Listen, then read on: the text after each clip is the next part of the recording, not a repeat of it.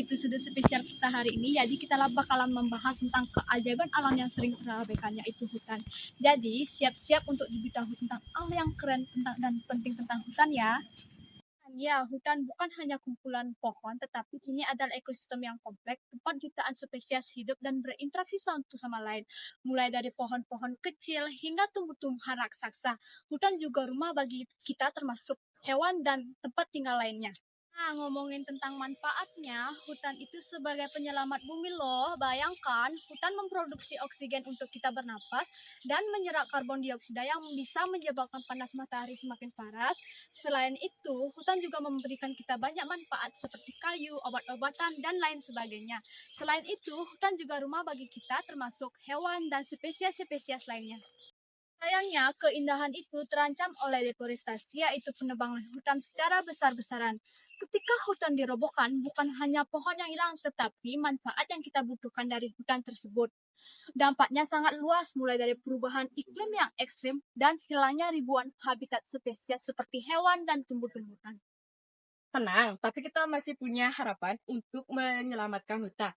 Yang pertama, mulai dari kita mendukung adanya pengelolaan untuk hutan secara berkelanjutan dan menanam pepohonan di sekitar kita. Lalu kita juga dapat memberikan edukasi kepada masyarakat tentang pentingnya menjaga hutan. Semuanya tergantung kepada kita yang bagaimana kita berkomitmen untuk menjaga hutan sekitar kita. Nah teman-teman, sekarang kita sedang berada di hutan yang udah ada sejak dari dulu loh. Nah luasnya juga nggak sedikit, sekitar 27 are. Tapi tahu nggak sih kalian kalau hutan ini 10 tahun yang lalu memiliki lebih luas 2 are. Tapi ya karena dekat dengan pemukiman, hutan ini dipakai jalan sebagian. Sekitar 2 are, jadi dulunya yang 29 are menjadi 27 are. Ya, sekarang tahu dong kalian kalau hutan ini udah mengalami perubahan yang cukup besar selama 10 tahun terakhir. Yang dulunya lebih luas, karena adanya pembangunan dan pertumbuhan penduduk, hutan ini menjadi lebih kecil. Tapi meskipun menyempit, hutan ini masih sangat penting untuk ekosistem di sekitarnya. Pada tahun 2024 ini, hutan ini masih dihuni oleh berbagai jenis flora dan fauna lokal.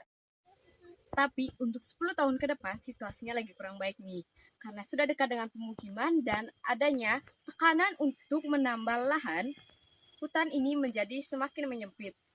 Kita harus segera mengambil tindakan dan merawat hutan ini agar tidak lenyap begitu saja. Mari kita jadi bagian dari perubahan yang lebih baik dengan bertindak lebih peduli kepada alam.